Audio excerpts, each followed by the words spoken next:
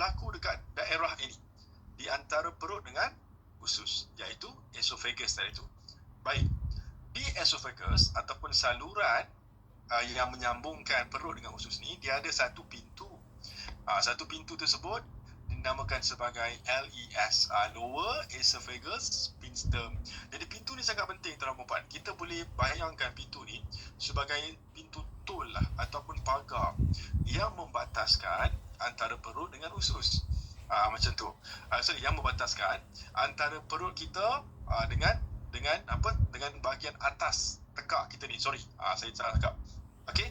So gastroesophagus adalah penyakit di mana gangguan berlaku dekat bahagian perut dan esophagus. Esophagus ni bukan menyambungkan perut dengan usus, maaf.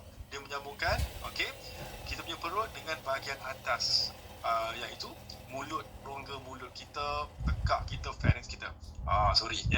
Jadi macam ni. Pentingnya pintu ni, namanya LES, dia memastikan bahawa asid yang ada dalam perut kita ni, nama asid tersebut adalah asid hydrochloric ataupun HCl. Dia sifat asid ini 1 hingga 2 pH, dia sangat berasid.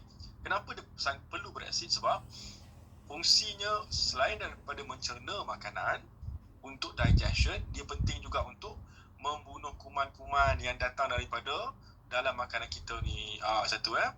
Baik, asid ini dia walaupun 1 hingga 2, tapi dengan kuasa Allah sebenarnya perut kita dilapisi dengan lapisan yang cukup kuat, sehingga kan tak tembus. Okey, apa yang berlaku adalah macam ni. Bila kita makan sesuatu, makanan tersebut kita akan kunyah.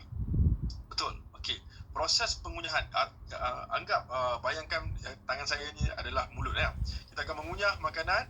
Okey, proses pengunyahan itu adalah dinamakan sebagai pencernaan mechanical. Kita mengunyah kan. Tetapi dalam rongga mulut kita juga berlaku pencernaan chemical.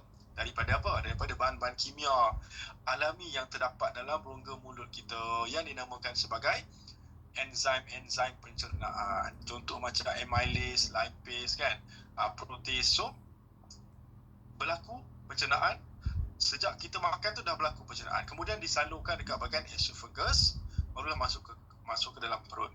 Okey, jadi bila makanan lalu dekat esophagus, alright, dan pintu ni akan buka, dia akan tutup balik. Macam tu. Anda kena bayangkan kan. Bila tutup balik itulah dia akan mengelakkan asid ni naik ke atas. Okey, anda faham konsep tu kan? Jadi, apa yang berlaku pada mereka yang ada masalah GERD ini ataupun gastric atau acid reflux ini adalah pintu yang membataskan ni, dia mengalami kelemahan otot. Dia lemah ya, dia lemah otot. Selain daripada lemah otot juga, selain daripada kelemahan otot, berlaku juga masalah contoh kelonggaran. Bila otot yang memastikan pintu ni ketat, longgar, lemah, dia akan dilonggar. Bila longgar, anda bayangkan macam ni pintu kan, contohlah. Apa yang berlaku? Bila longgar, ada gap. Gap inilah yang akan menyebabkan asid daripada perut naik ke atas. Okey, tak apa. Ini saya brief anda semua. Teaser lah. Minggu depan saya akan tunjuk slide. Okey. Alright. Lepas itu, kita nak cerita tentang faktor risiko. Siapakah ada golongan yang berisiko untuk kena masalah GERD dan juga masalah acid reflux ini? Nombor 1. Ini very common sebenarnya. Faktor risiko yang paling antara yang utama adalah kepada orang yang ada masalah berat badan berlebihan ataupun obesity. Sebab tu jangan pelik orang obes ni, dia bukan sekadar faktor risiko nak kena kencing manis tinggi, darah tinggi, lepas tu kena sakit jantung, lepas tu kena kanser pun, bahkan kena acid reflux pun tinggi tuan-tuan. Ya, sebab apa? Orang yang obes ni dia ada masalah pengumpulan lemak dekat bahagian rongga abdomen. Macam tu kan, dekat rongga abdomen ni kita punya biasanya macam ni. Kalau yang ada masalah obesity, lemak akan berkumpul dekat bahagian perut, menyebabkan perut boroi. Itu semua dah sedia maklum. Okey, lemak berkumpul kat perut ni, dia bukan berkumpul sahaja. Apa dia buat tuan-tuan? Lemak yang banyak dekat perut ni, dia memberi tekanan yang menolak rongga-rongga dalam perut kita ini. So samalah, bila tekanan tinggi disebabkan lemak berkumpul, ataupun perut boroi ni, dia menolak asid tu naik ke atas sampailah ke bahagian esophagus. Jadi senanglah kena acid reflux. Macam tu. So faktor risiko nombor 1, mereka yang ada masalah obesity. Jadi kalau anda obes, saya sarankan untuk turunkan berat badan. Jadi anda akan dapati nanti masalah acid reflux ni berkurang atau berkurang. Madam Lee Jet Lai, salam sejahtera. Siapa yang baru join, saya nak ucapkan selamat datang. Terima kasih banyak kerana sudah hadir sesi live webinar ini. Sedikit pemberitahuan, ada sedikit isu teknikal yang saya alami dengan laptop saya. Sebenarnya di hujung-hujung tadi baru nak mula, awal-awalnya okey, tiba-tiba dia auto download sistem tu dan tak boleh on dah. Saya pun tak pasti kenapa. Not a problem.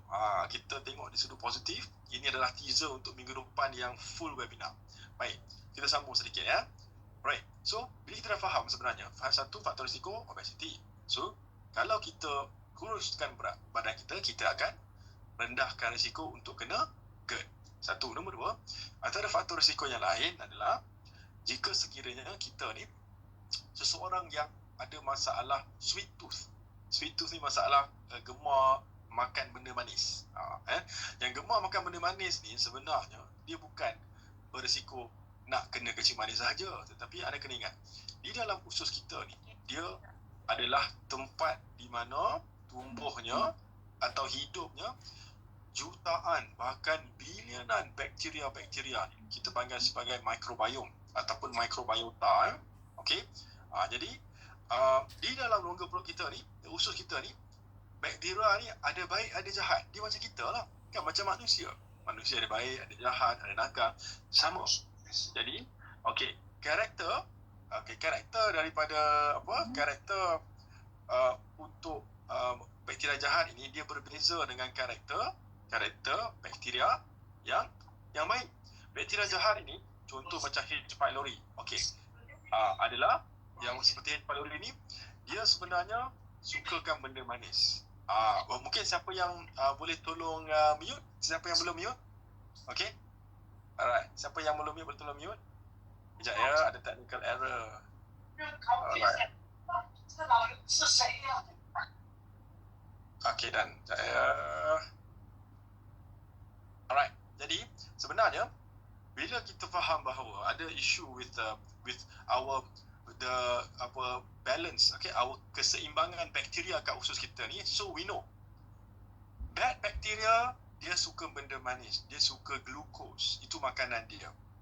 Good bacteria sifatnya dia suka serat ataupun fiber.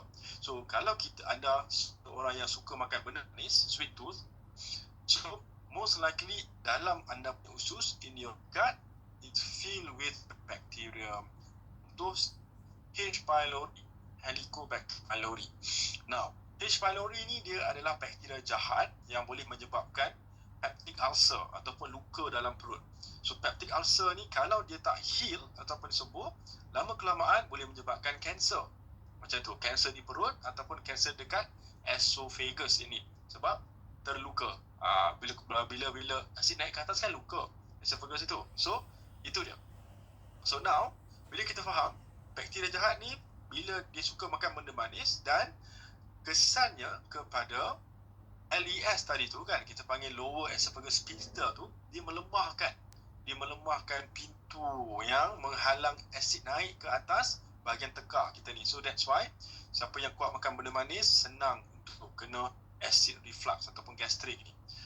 Berbeza dengan good bacteria, bakteria baik, contoh macam lactobacillus ataupun Akkermansia, that is the name of the good bacteria.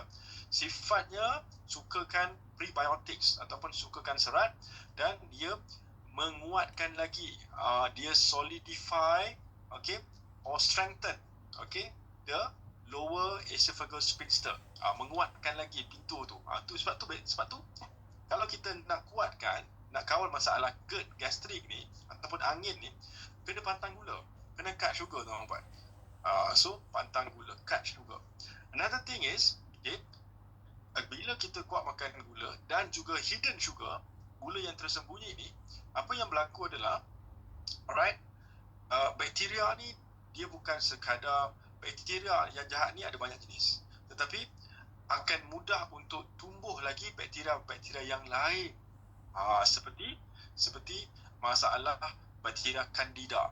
Sebab tu orang yang ada GERD ini juga berisiko untuk mengalami masalah SIBO ataupun Small Intestine Bowel Overgrowth ataupun SIFO, Small Intestine Fungal Overgrowth. Sebab apa? Sebab yang ada gastrik ini ataupun GERD ini sebenarnya the acid dalam perut itu tidak cukup kuat, tidak cukup berasid untuk membunuh kuman daripada makanan. Alright, so kita faham kat situ. So macam mana kita nak buat? Pantang gula and then pantang hidden sugar, terutamanya yang mengandungi gandum. So gandum ni is a big problem actually sebenarnya.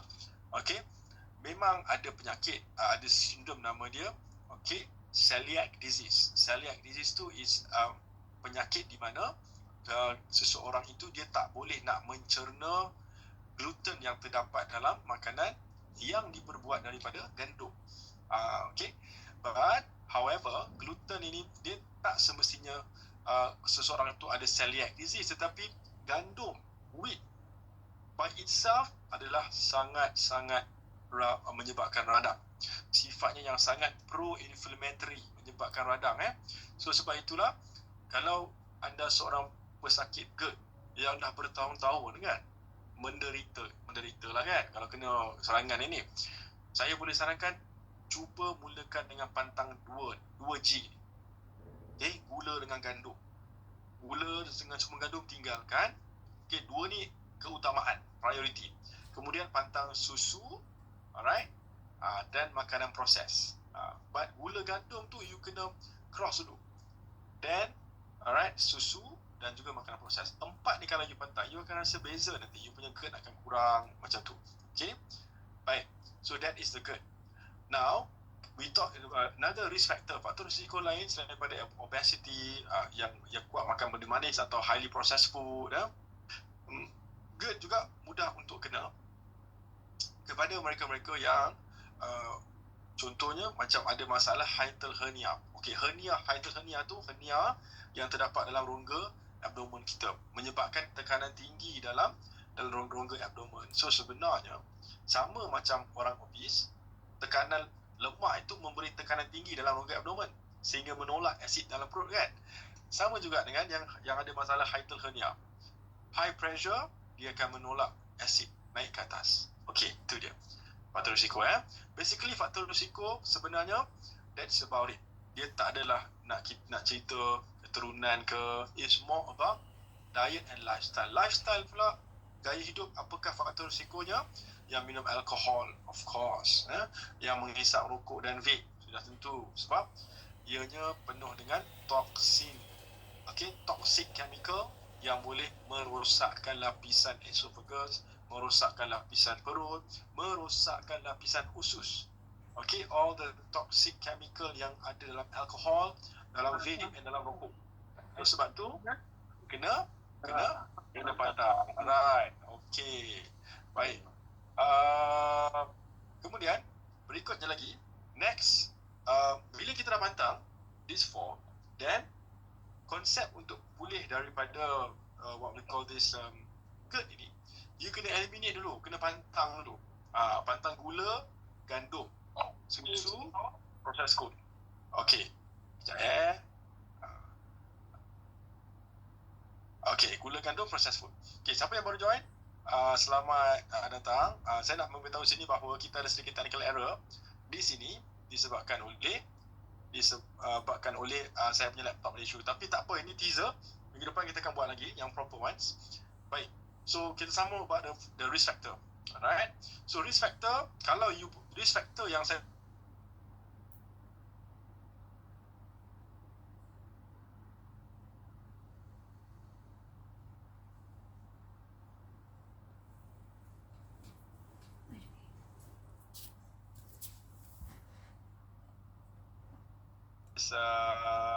thing. Alright. So now apa yang perlu kita buat kalau anda dah ada faktor risiko tu? First, kena fokus makan. Diet you have to fokus jaga makan. Dia tak ada shortcut sebenarnya. Tak ada shortcut. Because orang yang senang kena GERD ini, dia disebabkan oleh actually all the diet and lifestyle factors. Primarily yang disebabkan itu, yang menyebabkan adalah diet and lifestyle. So kalau kita selesaikan masalah diet dengan lifestyle, okay, so by right your symptoms, gejala semua akan semakin baik. Baik, now let's talk about gejala lah. That's the risk factor, symptoms. Gejala umum apakah yang dialami oleh pesakit GERD? Very common, yang paling umum adalah sakit atau pedih ulu hati. That is, semua dah tahu dah, sakit atau pedih ulu hati. Why? Sebab pedih ulu hati itu datang daripada asid lah. Asid tadi tu, okay, yang naik ke atas, acid reflux. Apa lagi? Bila acid reflux naik ke atas esophagus, dia boleh menyebabkan apa? Men-trigger batuk. So coughing also, yang kronik juga adalah antara gejala yang umum untuk GERD. Apa lagi? Alright, kalau ada problem seperti mual-mual dan loya, okay, disebabkan gastrik juga boleh menyebabkan, boleh menjadi salah satu daripada gejala acid reflux ataupun GERD ini. Okay, ada dua juga gejala yang berkaitan dengan dua isu, iaitu okay, kita panggil sebagai indigestion dan malabsorption. Indigestion adalah masalah di mana perut kita tak dapat nak cerna makanan yang kita makan.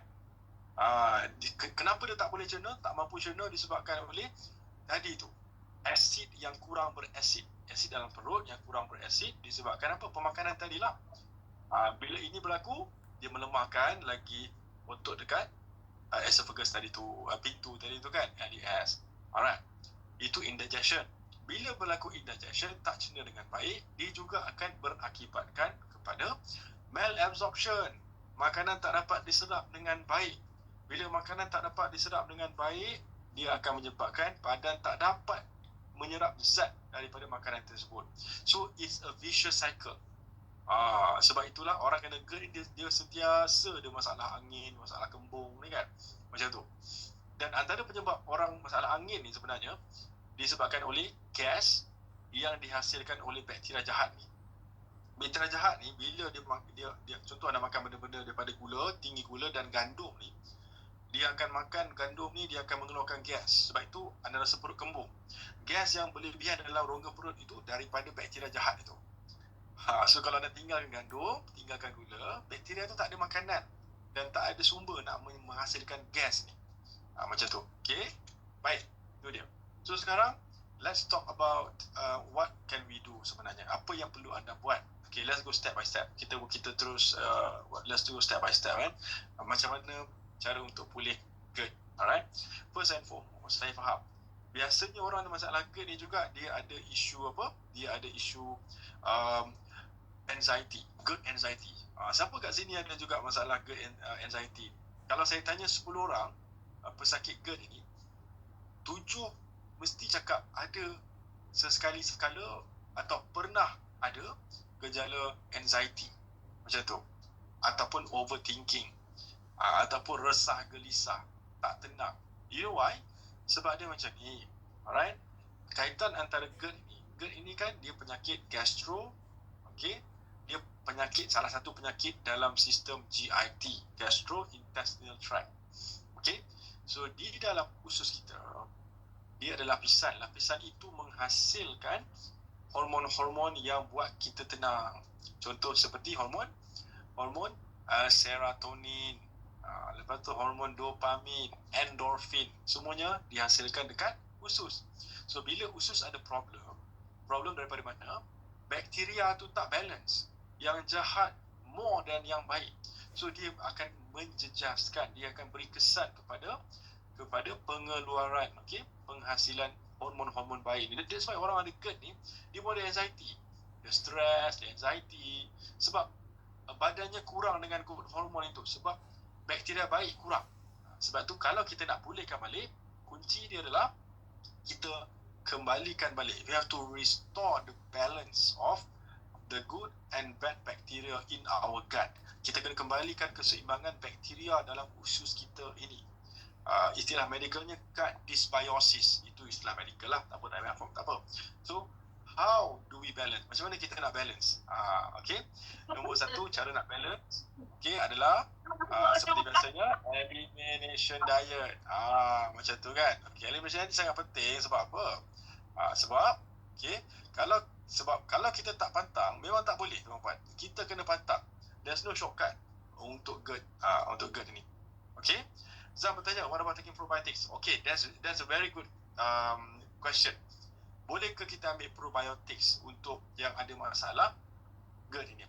Okay, probiotics itu bagus sebenarnya, tapi you have to be careful sebenarnya. Sebab misalkan you ambil probiotics dengan good bacteria. Okay, kalau you beli dekat farmasi kan kita nampak list kat belakang label tu ada jenis-jenis the probiotics, ada lactobacillus kan, ada Akkermansia, lepas tu ada apa nama tu, acidophilus, banyak okay, lactobacillus. Okay, baik, you have to be careful. Kalau misalkan dalam your gut tu okay, dia masih belum balance, okay, dia boleh menyebabkan kita panggil may aggravate lagi. Dia boleh menyebabkan lagi isu GERD ni bertambah teruk. Kalau you ambil probiotics tu tanpa pulihkan dulu dia punya environment. So sebab tu nak ambil boleh, but you still have kena pastikan environment tu pulih dahulu. Restore dulu the environment. Environment tu maksudnya keadaan bakteria dalam usus lah. Contoh kalau misalkan masih ada jangkitan SIBO, small intestine bowel overgrowth, macam ada candidiasis ataupun ada H. pylori. Okay, ambil probiotics, dia boleh menyebabkan lagi serangan bakteria janin lebih teruk. Sebab itu the step yang you kena buat sebenarnya, pantang makanan itu yang paling penting dulu. Jangan masih ada GERD, kena serangan, pergi ambil probiotics. No, you kena pantang dulu. Kita nak stabilize dulu the environment. Sebab dalam ni dia tengah berperang kan, contoh macam tengah berperang. So pantang gula, pantang gandum. Dua ini kalau you pantang dalam 10 hari pun you akan rasa beza sebenarnya. You will feel the difference. Okay, of course, number 3, susu, milk and all dairy dan juga processed food. Probiotics, katakan you dah pantang. Now, probiotics very important. Dia ada banyak jenis good bacteria, but the dosage tu yang penting. A good probiotics, dia perlulah dosnya 50 billion CFU ke atas. The best is 100 billion. 100 billion CFU. CFU tu singkatan pada untuk colony forming unit, CFU. Okay, macam miligram. So boleh 50 billion ke atas. Tapi syaratnya kalau nak ambil probiotics, you kena make sure dulu, pantang dulu. Kena persiapkan environment dalaman tu untuk bakteria baik ni boleh hidup dengan baik. Macam tu. Okay, alright, salam bagus. So let's continue. Alright, buat yang baru join, saya nak ucapkan sekali lagi maaf sorry for the technical error. Okay, not to worry, minggu depan kita buat lagi, jangan risau. Hari Khamis saya akan committed untuk memastikan webinar ini berjalan lancar untuk pada minggu depan. Okay, dengan slide semua. Ini kebetulan ada isu technical yang tak dapat dielakkan. Continue, let's continue.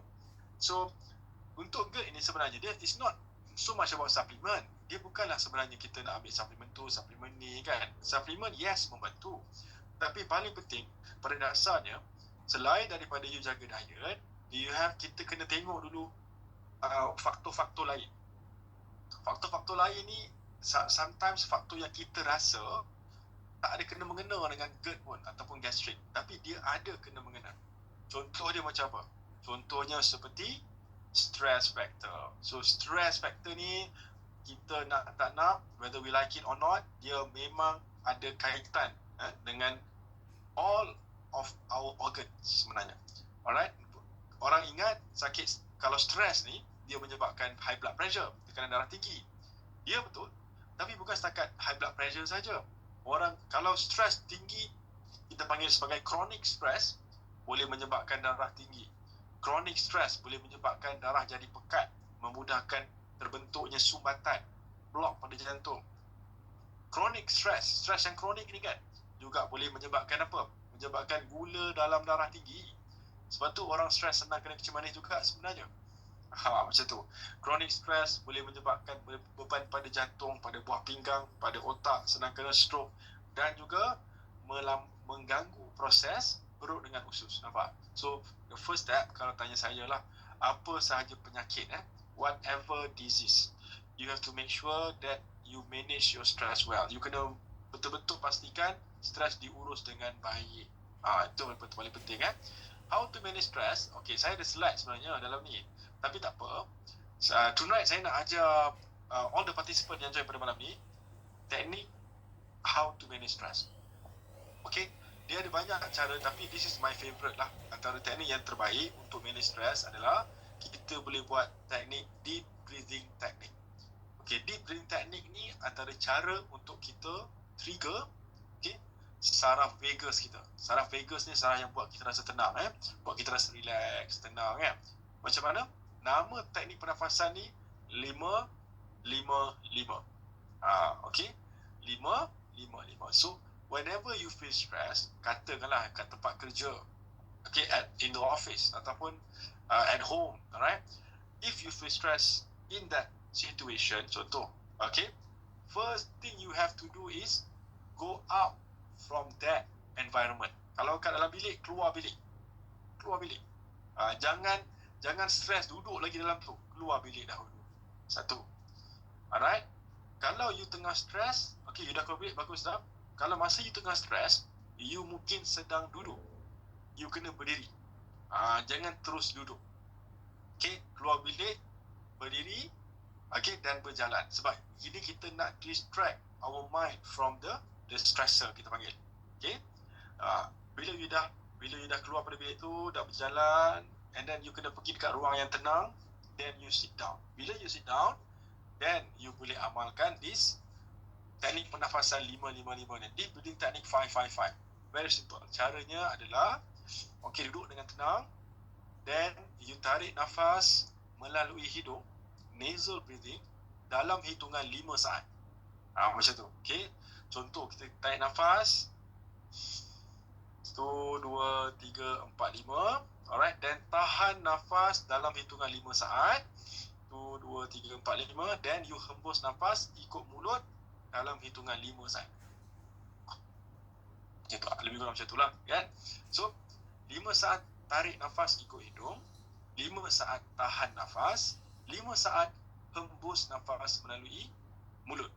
So this is very important, one of the best way untuk bagi kita relax dan tenang di waktu kita stress. Ada banyak lagi teknik, tapi this is one of my favorite lah sebenarnya. Okay, boleh cuba amalkan. Alright, so namanya deep breathing technique, teknik pernafasan dalam 5-5-5 tu formula dia. Alright, so itu dia lah stress. And then stress tu, sebab anda akan rasa terkejut sebenarnya, antara faktor pencetus gastrik anda ni adalah sebenarnya stres, kan? Saya jumpa dah banyak pesakit yang dia budak-budak lagi lah, kan? Dia cakap setiap kali nak exam kena gastrik. Itu faktor pencetus dia. Memang clear cut, stres. So kena urus stres dengan baik. Sebab bila stres tinggi, apa yang berlaku, badan kita ni dia akan menghasilkan hormon kortisol, stress hormone. Dan hormon kortisol ni bila dia tinggi dalam badan, ada banyak benda dia buat. Satu, dia akan menyebabkan darah jadi pekat, lepas tu jantung akan bekerja dengan lebih laju, pernafasan lebih deep breathing, lepas tu aliran oksigen darah itu akan dikurangkan kepada perut dengan usus. So dia mengganggu proses pencernaan dan penyerapan makanan di usus. So sebab tu kalau you selalu stres, memang problem pada you punya perut dengan usus. Senang kena so urus stres dengan baik. Then next we talk about pemakanan, diet. So diet very important. Sebab apa? Antara macam saya sebut tadi tu, the food that we eat, makanan yang kita makan ni, dia boleh jadi ubat atau jadi racun pada kita. It's either can be poison or can be medicine. We choose. So itu yang penting untuk kita jadikan food ini sebagai medicine. Sangat penting. Macam mana nak jadikan makanan sebagai ubat? Kita kena pantang dulu makanan yang bersifat racun. Kena pantang dulu. Kalau istilah Mat Saleh dia, obviously elimination diet. Kena eliminate dulu. Kena pantang gula, gandum. Dua ni dulu. Gula, gandum. Yes, these two. And then susu and processed food. How about daging ayam, daging lembu, daging ikan? Memang kena kurangkan juga. Tetapi dia priority wise, dia tak terlalu beri kesan kepada perut usus ni. Gula gandum ni is a big problem. Okay, macam tu. Baik, so bila you dah pantang gula gandum ni, dan you kena gantikan dengan makanan yang tinggi dengan serat, fiber. Sebab fiber ini adalah prebiotics, dan prebiotics adalah makanan kepada bakteria baik kat usus kita tadi tu. Nama dia probiotic. Like this. So sebenarnya the best sumber prebiotik terbaik adalah real food, bukan suplemen. Tapi suplemen tu membantulah, ya. Tapi jangan gantikan suplemen dengan buah-buahan dengan sayur-sayuran yang betul. Okay. So bila you gantikan, nanti tak apa. The next webinar for next week yang ada slide ni, I can show slides. I will show the slides more detail lah sebenarnya kan. Ini teaser lah kira ya. Okay. So kunci dia nombor 1 tadi adalah pantang dulu gula gandum, gantikan dengan buah dengan sayur yang ada serat. Kunci nombor 3 adalah you kena kurangkan kekerapan makan. Kurang makan sikit. Biasa kita makan 3 kali sehari, ni you kena makan 2 kali sahaja. Sebab apa? Sebab ada istilah gastric emptying. Maksudnya sistem GIT kita ni, daripada kita makan daripada mulut ni, dia turun ke esophagus, masuk kat perut, dicerna, kemudian pergi dekat usus besar, usus kecil, usus besar, kolon. Dia ada dia punya timing dia, masa-masa dia. Sebab tu kalau kita terlalu kerap makan dengan banyak pula tu, okay, sistem ni tak berjalan lancar, belum sempat makanan dekat perut itu berpindah ke usus kecil, kita dah tambah lagi. It's called gastric emptying. Bermaksud kita nak proses pengosongan perut ini, dia berlaku secara alami. Okay? Lebih kurang biasanya dalam 2 ke 4 jam lah, plus minus, tergantung apa yang kita makan. Sebab tu kalau boleh kita jangan kerap makan, kita kurangkan makan sekali atau 2 kali saja. Nampak right? Okay, so kurangkan kekerapan makan. Now next, apa lagi yang strategi kunci untuk diet, menggunakan diet sebagai ubat ni juga adalah what we can do. Kita anda kena kurangkan karbohidrat, low carbs, okay, and then kita boleh ambil, tingkatkan pengambilan protein, makanan tinggi protein. Seperti protein ni kan dia ada 2, plant protein, animal protein. Animal protein, kalau saya lah, it's good to take fish lah, ikan kalau tak dapat daging organik ataupun ayam kampung yang betul-betul organik. Okay, ikan is a better choice, ataupun tahu, tempe, cendawan, 3 ni. Okay, this is good source of protein. Okay, kalau dekat Indonesia disebut sebagai asam lambung, betul asam lambung ya. Okay, terima kasih banyak yang daripada Indonesia kerana sudi hadir. Cumanya saya mau mohon maaf sedikit kerana ada faktor isu teknikal sedikit ya tentang laptop. Tapi usah rungsing, jangan risau. Minggu depan kita akan buat lagi. Saya akan pastikan kita akan ada ini webinar yang betul-betul. Okay, next. Kemudian kurangkan makan. Lepas tu pilih makanan apa. Selain daripada itu, portion control. You kena control your portion yang betul-betul. Okay, how to control? Make sure karbohidrat tu, nasi kalau you makan jangan lebih suku pinggan, segenggam. Jangan lebih pada segenggam ni. Alright. Yang lain nak makan tak apa, protein lebih sikit ke, atau santan. In fact, santan you kena increase. Sebab santan ni high in healthy fat. So please do. Santan you increase kan, sebab dia high in healthy fat, lemak sihat. Sebab apa? Dia ada 3 lemak sihat daripada minyak yang sihat. 1, minyak kelapa darah. Nombor 2, minyak zaitun. Nombor 3, minyak kelapa sawit. So these 3 is healthy oils, adalah minyak sihat. Yang minyak ni kalau kita ambil, dia akan melapisi lapisan perut dengan usus, menyehatkan perut dengan usus kita. So that's why kalau you nak menyehatkan usus dengan perut ni, nak lapik lah, ya kan? Okay, pagi-pagi tu tolong ambil berapa? Tolong ambil 1 sudu besar, minyak kelapa darah, 1 sudu besar minyak zaitun, dan 1 sudu besar minyak kelapa sawit merah kalau ada. Tapi 2 sudu, kalau boleh minyak zaitun dan minyak kelapa darah ni you ambil pagi-pagi. Macam tu. Okey, itulah dia lagi best kalau saya ada slide ni kan. Tak apa, minggu depan saya akan tunjuk ya. Now, so itu dia kuncinya kat situ. Dan last kunci adalah makan malam awal. Kena makan malam awal, sebab kalau you makan malam lewat, kita nak pastikan malam itu fasa IF ataupun intermittent fasting. Kita nak gunakan fasting as medicine pula, puasa sebagai ubat. Sebab tu 8 malam hingga 8 pagi besok jangan makan apa-apa.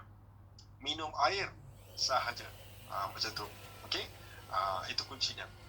Itu kalau kita nak gunakan makanan sebagai ubat. Now, sekarang akan ada beberapa golongan yang dia dah pantang gula, dia dah pantang gandum, tak makan daripada gandum, dia dah pantang susu, kan? Susu pun sudah tidak makan. Okey. Lepas tu bila dah pantang gandum, dah pantang susu, alright, makanan proses tak makan, masih ada GERD, masih ada asid reflux. Macam mana nak buat? Apa yang perlu dibuat? Okey, jadi jawapannya adalah berkemungkinan you ada usus yang sensitif terhadap, kita panggil karbohidrat. So, apa you perlu buat? Sebenarnya nanti you kena you cuba Google nama food ini FODMAPs. FODMAPS. Okey, FODMAPS ni adalah jenis-jenis makanan yang mengandungi karbohidrat yang sukar untuk dicerna dan dihadam. Untuk setengah orang memang tak boleh makan FODMAPs ni. FODMAPS. Cuba Google nanti. You boleh dapat tak apa, minggu depan saya akan share. Dalam slide tu dah ada gambar dah sebenarnya. Tapi ada technical issue pula pada malam ni. Okay? So, sebab itu, kalau katakan you dah pantang ni, masih ada gastric doctor nak buat macam mana? Stres pun dah tak stres dah kan? Stres dah terkawal. So, apa yang anda perlu buat adalah, ini berkemungkinan ada isu. Okay? Secara genetiknya, perut dengan usus anda ni memang dah dilahirkan tak boleh nak cerna makanan tertentu. Dia bukan salah anda ya, dia bukan salah you. You dah pantang, you dah jaga diet, semua tak makan gula, tapi kena je. So jangan bersedih, it's genetic factor. So apa you boleh buat sebenarnya? You boleh buat food journal. You kena buat food journal, diary pemakanan. So nanti tengok dekat Google, FODMAPs tu. Okay, FODMAPs tu adalah singkatan daripada fructose, oligo, disaccharide, monosaccharide and polyols. Tu dia, dia panjang tau, dia punya nama, tapi singkatannya FODMAPs lah. Okay, so tengok list tu, dah dapat list makanan FODMAPs ni, then you kena buat elimination diet satu per satu. Okay, mulakan pantang semua tersebut sekurang-kurangnya 21 hari. Pantang semua makanan FODMAPs ni 21 hari. Kemudian hari ke-22 boleh ambil satu persatu. Contoh, ambil pisang. Pisang tu tinggi juga dengan FODMAPs masuk juga. Bila you ambil pisang, then you kena alert dengan respon badan you. Ada tak reaction? Ada tak gatal-gatal ke? Ada tak datang gastrik bila makan pisang? Kalau tak ada, masuk pisang, you boleh tolerate, you boleh makan. Kalau kena, pisang kena bangkah. Memang tak ada apa cara lah kan. Tak ada option lah. Tak ada pilihan lah. Memang tak sesuai makan pisang. So buat satu persatu.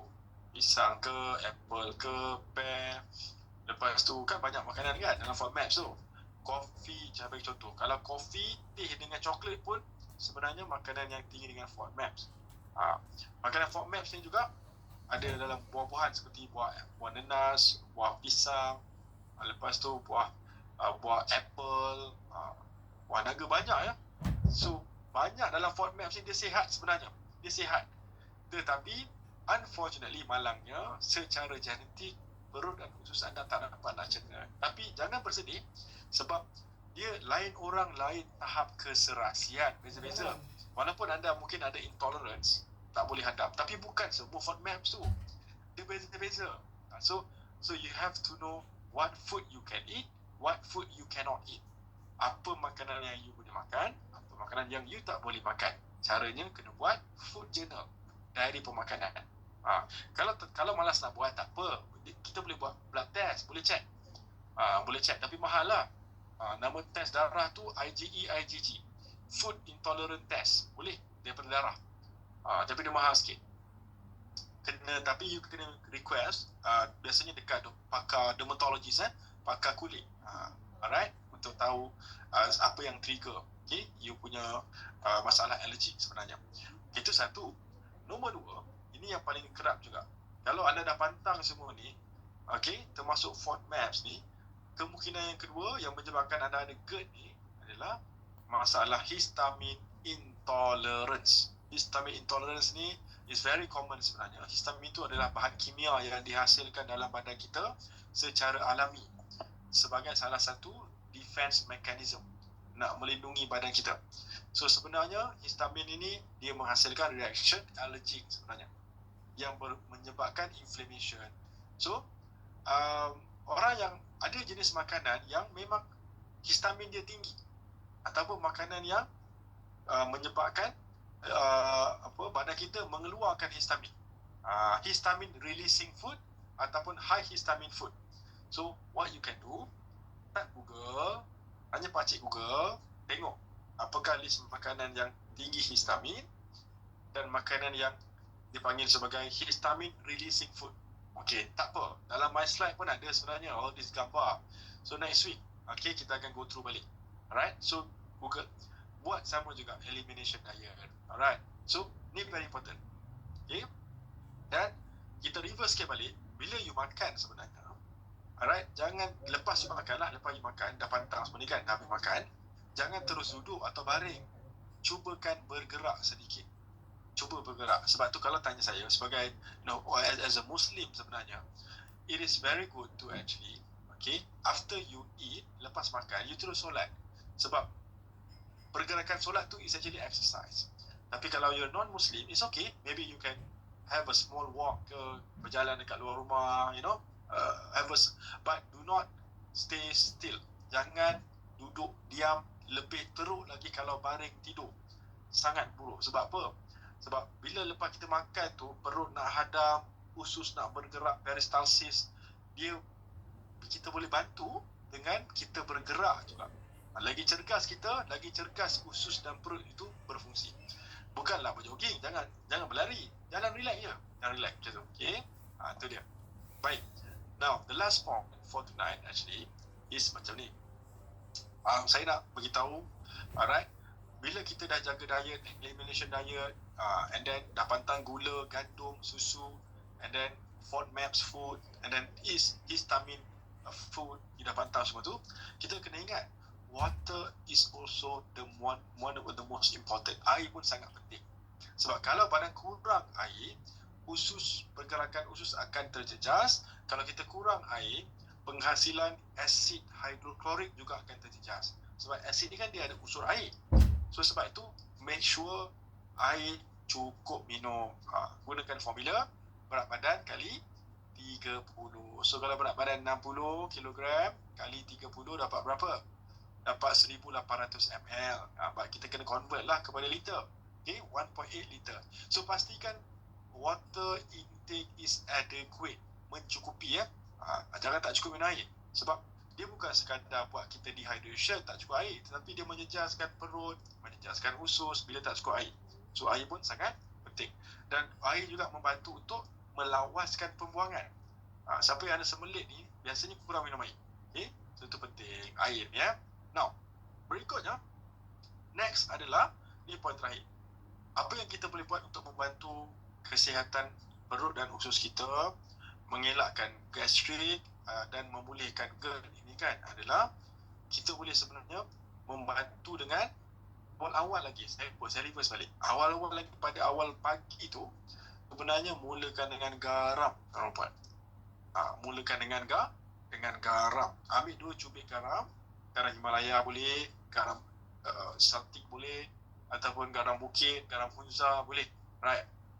2 salid dan you minum air. Why? Kenapa kita ambil garam? Sebab garam ni ada unsur sodium dan chloride. Sodium, chloride. Okey. Asid dalam perut kita ni adalah asid hidroklorik. Dia memerlukan chloride. So kita ambil air dan garam ni, sebenarnya kita membantu untuk menghasilkan asid perut yang bekerja dengan optimum. Itu penting tu, sebab tu garam tu dia membantu penghasilan asid hidroklorik dengan baik. Itu sebabnya lah, antara sebab kita ambil garam sedikit pada waktu pagi. Okay, last point tentang nutritional therapy. Kalau diikutkan sebenarnya, usus dan perut kita ni, kita sumber yang terbaik kalau nak menyihatkan perut dengan usus adalah sumber yang daripada whole real food, buah-buahan, sayur-sayuran. That's the best lah sebenarnya. Sebab kalau kita ambil buah, kalau kita ambil buah dengan sayur, memanglah biasanya kita ambil, tetapi kita tak perasan benda tu tak mencukupi tuan-puan. Dekat sini lah, supplementation memainkan peranannya yang penting, membantu untuk memenuhi kekurangan, kelumpungan, keperluan zat. Okey, kena ingat setiap organ dalam badan kita memerlukan zat, memerlukan nutrients. Termasuk juga perut dengan usus. Okey, jadi nutrien yang penting untuk perut dengan usus adalah seperti yang Syams tadi tu kan.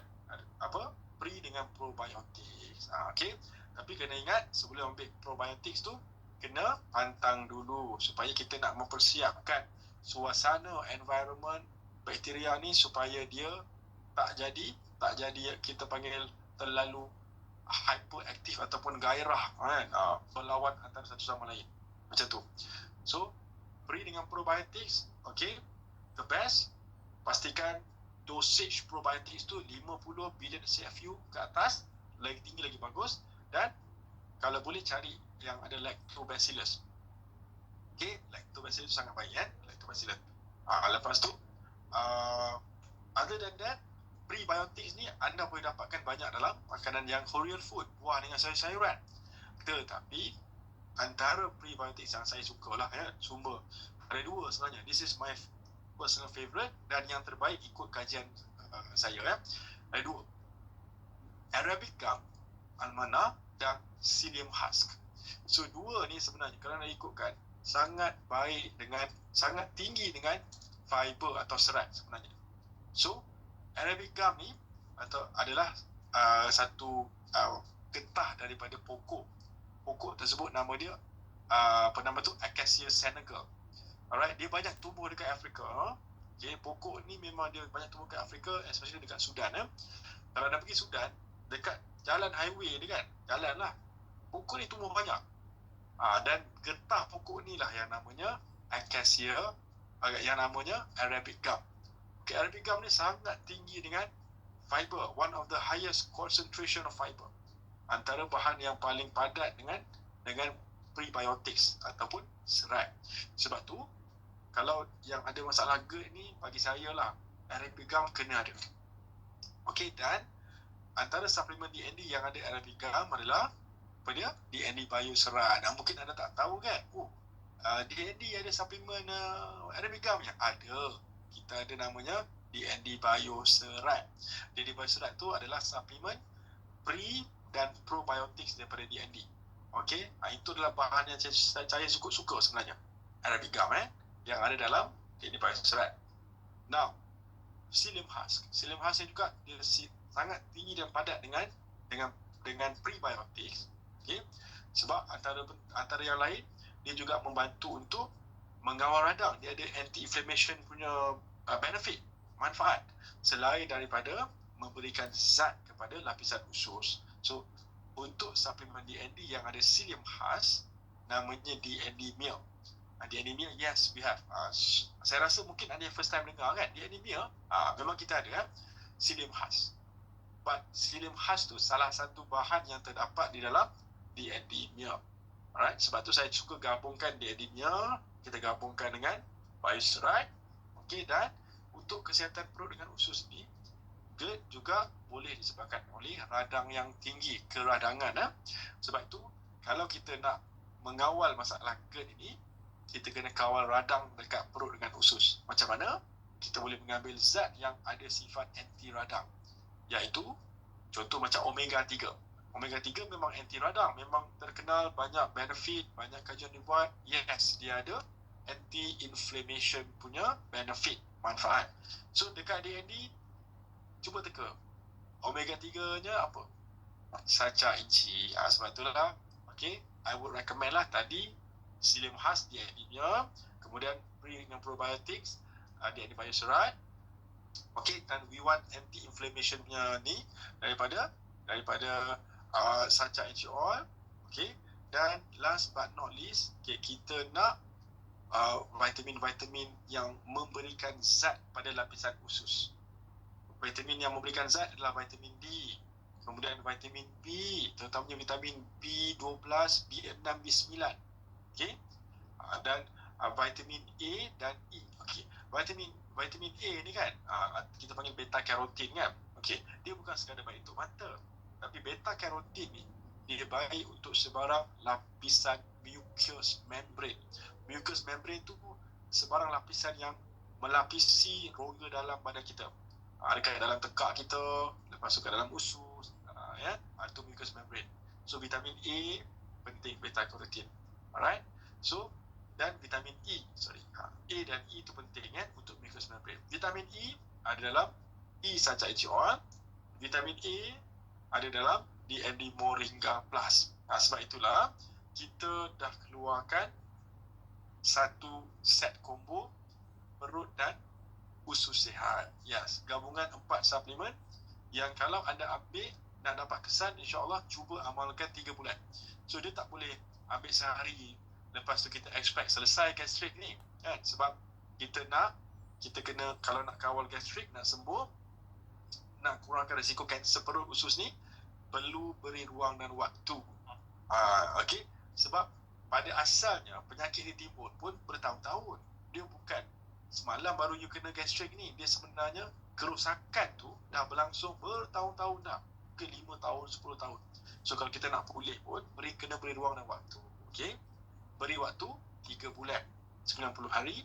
Boleh cuba DND combo perut dan usus sihat sebenarnya. Dalam combo suplemen ni memang dah lengkap dah, cukup lengkap untuk kesihatan perut dan usus. Ada DND E sancak NG oil, ada DND Moringa Plus, ada DND Bioserat dan DND Meal tadi tu. 4 gabungan. Okay, so kalau berminat boleh contact admin ataupun contact admin untuk dapat poster. Alright, tapi saya sarankan you kena cuba sebab macam ni tau, gastrik ni kita ingatkan penyakit yang tak serius, tetapi kalau gastrik tu berulang-ulang, tak settle kan, sikit-sikit kena, sebulan sekali kena, 2 bulan sekali kena, lepas tu bertahun-tahun pula tu tak selesai. Kena berhati-hati, sebab kalau luka dalam perut yang berulang-ulang, dia boleh menyebabkan sel kanser tumbuh. Sama juga kalau luka yang berulang-ulang sebab asid tu naik ke atas kan, reflux, dia luka dekat esophagus pun boleh menyebabkan satu esophagitis, radang. Tapi kalau tak terkawal lagi boleh sebabkan kanser. Sebab tu berhati-hati dengan GERD ini, dengan gastrik ni. Jangan pandang ringan, kena selesaikan. Lebih-lebih lagi kalau tak selesai pedih ulu hati ni, doktor sarankan pergi ke hospital. Okey, buat H. pylori test. Kena check back kuman tu. Kuman ni dia adalah kuman yang menyebabkan luka dalam perut tak sembuh-sembuh. Bila tak sembuh-sembuh boleh menyebabkan kanser perut.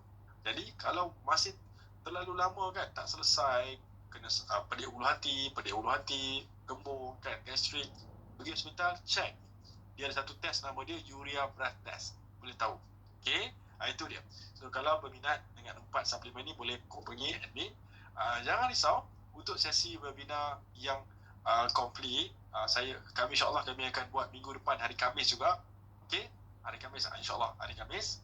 Okay, one day before, kita akan war-warkan lagi minggu depan. Malam ini unfortunately malangnya berlaku sesuatu di luar kawalan saya sebab ada problem teknikal dengan laptop.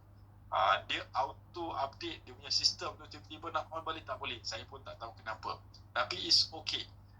Kan tak perlu bersedih, jangan risau, kita look forward, be positive. I see you, kita akan jumpa minggu depan dengan sesi webinar yang complete 2.0. Okay, alright. So nanti untuk sesi malam ini saya rasa cukup sekadar ini sahaja dahulu. Alright, sebab saya nak simpan minggu depan the best of my presentation untuk anda semua yang committed untuk join pada malam ini. Alright, kita jumpa lagi minggu depan, sesi webinar yang full lengkap dengan slide semuanya. Alright, dan saya harapkan anda sentiasa sihat walafiat Dan kalau ada masalah GERD, alright, anda boleh amalkan dulu tips-tips yang saya berikan tadi tu, yang doktor berikan. Boleh cuba amalkan, alright.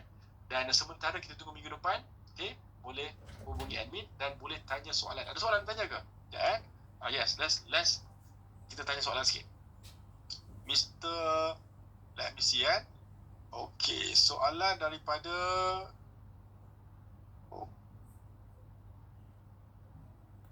okay. Oh, thank you Pameran. Okay, tak apa. Soalan daripada Jaya. Mr. Dennis Teo, doktor, setelah ambil suplemen selama 3 bulan dan masalah pun sudah selesai, adakah suplemen perlu diteruskan untuk maintain? Okay, kalau tanya saya, suplemen ni kan, Mr. Dennis Teo ni, thank you for your question. Terima kasih atas soalan. Suplemen ni is makanan sebenarnya. So it's food, tapi dalam bentuk pil. Macam tu. Kalau kita fikir balik, Sacha HC oil datang daripada Sacha HC plant, tumbuhan. Dia extract daripada extract minyak dia. So dia makanan. Moringa daripada pokok marunggai ataupun daun kelor. Lepas tu mia, dia psyllium khas, sama juga. Makanan juga ya. Lepas tu bioserat. Bioseratnya ada fiber, ada prebiotics, ada probiotics. So sebenarnya kalau dah settle selama 3 bulan, optionnya ada 2. You boleh teruskan maintain, okay, tak ada masalah, ataupun you boleh turunkan dos. Biasanya you ambil 2 kali sehari, tetapi lepas dah selesai, you ambil sekali sehari saja, once a day. Macam tu. Tapi kalau nak ambil maintain dos yang sama, 2 times a day pun tak ada masalah. Macam tu, okay? Alright. Kejap kita akan browse sikit kat atas tu. Okay. Kita akan tengok soalan. Okay. Siapa yang nak tanya boleh tanya di ruang komen ya. Saya akan cuba bantu jawab Okay.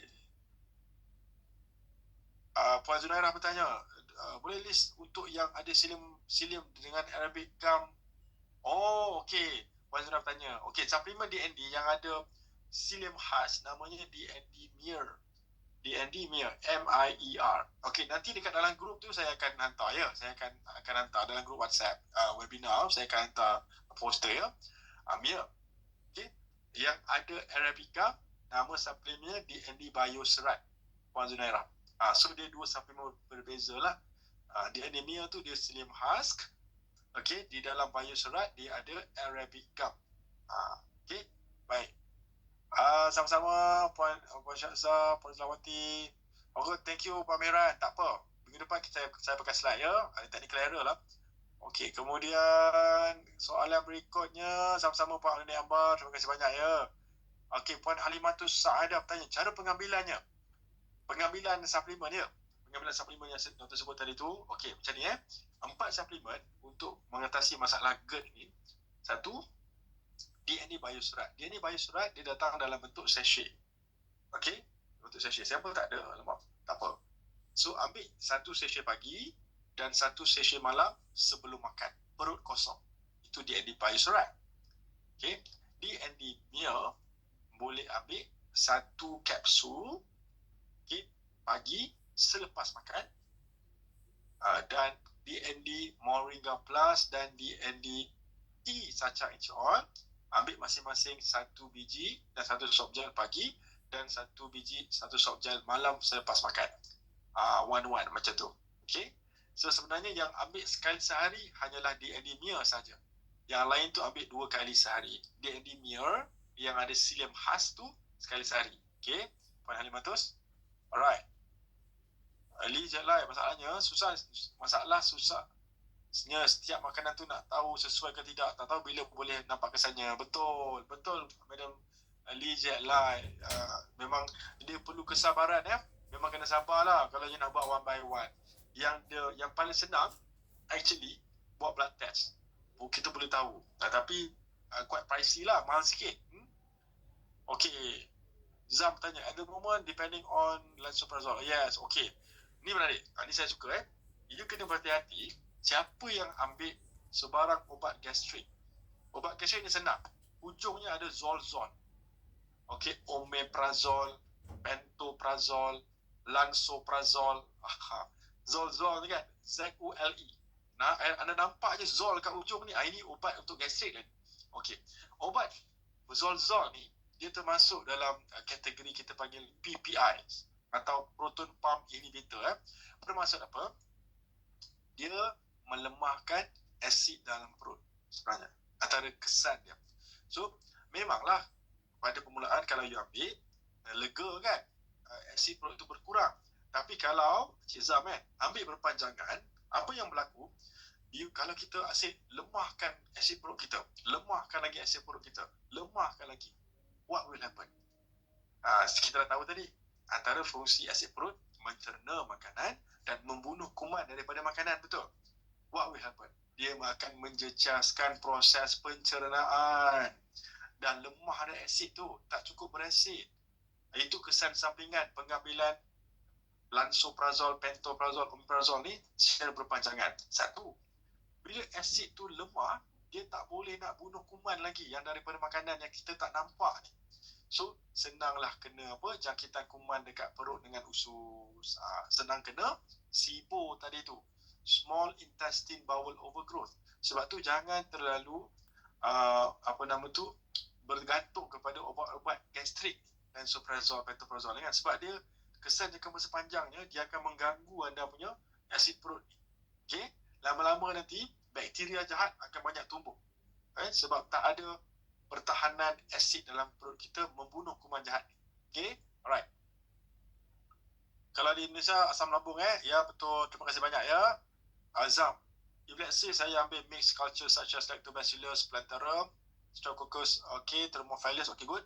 More than 2 species, okay, tak lah. Okay, kalau, this is very good actually. Alright, Lactobacillus, okay, dengan Streptococcus Thermophilus is good.